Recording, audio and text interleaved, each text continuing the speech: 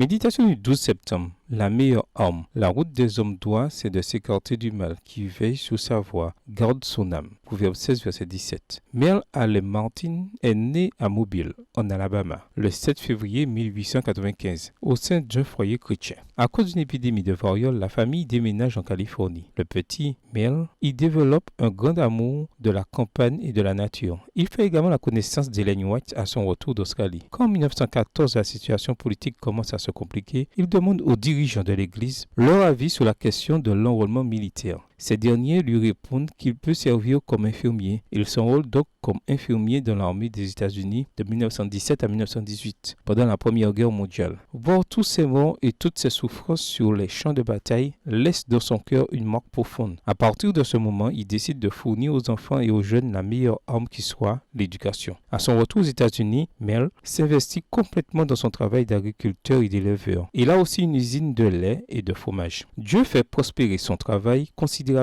À cette période, il donne $50,000 pour la construction des bâtiments de l'université de Loma Linda en Californie. En 1951, il propose de prendre en charge la ferme de l'Institut adventiste de San Pasqual à Escondido en Californie et fait également de généreux dons. Quelques années plus tard, il finance la construction des premiers dortoirs de ce qui s'appelait alors le Collège du Pacifique à Navojoa au Mexique, ainsi que 6 maisons pour les enseignants. En outre, pendant un temps, il transporte des médecins et des médicaments jusque dans cette région avec son propre avion privé. En 1962, il commence des dimanches pour financer la construction d'un collège adventiste à Tesopaco au Mexique. Le collège Juárez ouvre en 1964, mais il finance l'institution pendant près de 12 ans pour que les jeunes défavorisés puissent étudier. Il meurt le 14 février 1982. Derrière une école, il y a l'histoire silencieuse de gens qui se sont engagés pour la jeunesse. L'éducation est toujours la meilleure façon de renforcer la stabilité d'un pays. Les livres ont beaucoup plus de pouvoir que les fusils, les cris et les discours. L'éducation est l'un des grands trésors de l'Église. En effet, les écoles sont des agents de transformation, des espaces pour se dépasser, des refuges pour accompagner les espoirs et les rêves de ceux qui veulent devenir meilleurs. Aujourd'hui, demande au Seigneur de t'aider à profiter de ton passage par l'école et à être généreux. Bonne journée à toi et que le Seigneur te bénisse.